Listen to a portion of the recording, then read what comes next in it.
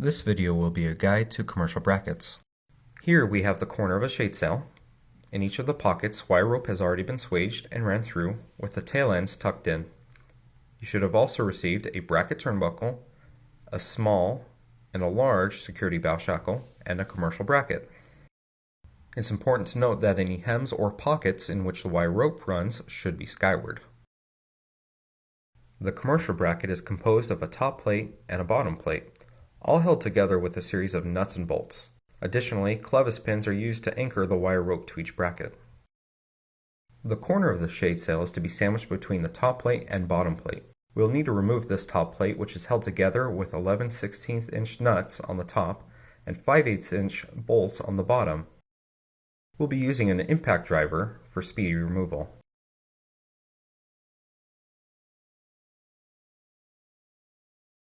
Now the top plate can be removed. With the plates now separated, we can attach the shade sail to the bracket. As a reminder, the inside edges of the pockets should be skyward. We'll now pass the bolts of the bottom bracket through the punched holes in the shade sail corner. We can now replace the top plate, washers, and nuts. Using the impact driver again, we'll tighten down the nuts in an alternating pattern.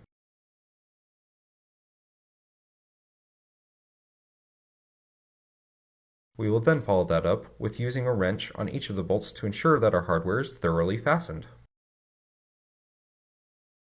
This should also be done to the clevis pin plates.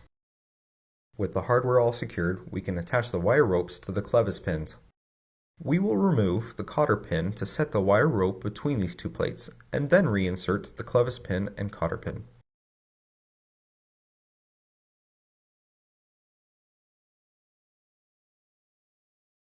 This completes the assembly of the commercial bracket.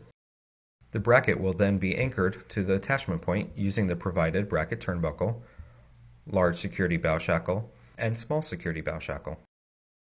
The large bow shackle will first be attached to the commercial bracket's bottom plate. After replacing the nut and split pin, we will be using needle nose pliers to splay the ends of the pin. The turnbuckle should now be completely unthreaded in preparation to be greased. Although not depicted, white lithium grease should be applied to each of the threads. This lubrication will serve to assist in tightening the hardware later. We will then rethread each end evenly into the body by 3/4 of an inch. We can now attach the turnbuckle to the bracket's large bow shackle by removing and replacing the pin.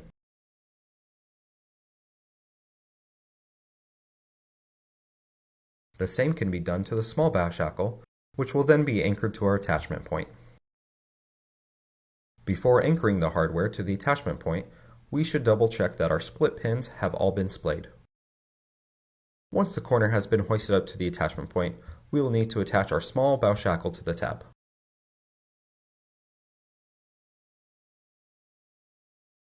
Once again, we will need to splay the split pin. When this is completed, we now have a shade sail corner attached. We can consider tightening the turnbuckles once all other corners have been attached. A come-along will be necessary to reduce the load on the turnbuckle and prevent seizing while tightening. Get additional leverage if it is too difficult to tighten by hand. Once completely tensioned, these locking nuts will allow us to lock down the turnbuckle. We first tighten down the nuts to the body. Then we use a screwdriver and a wrench to torque the locking nut and turnbuckle body against each other.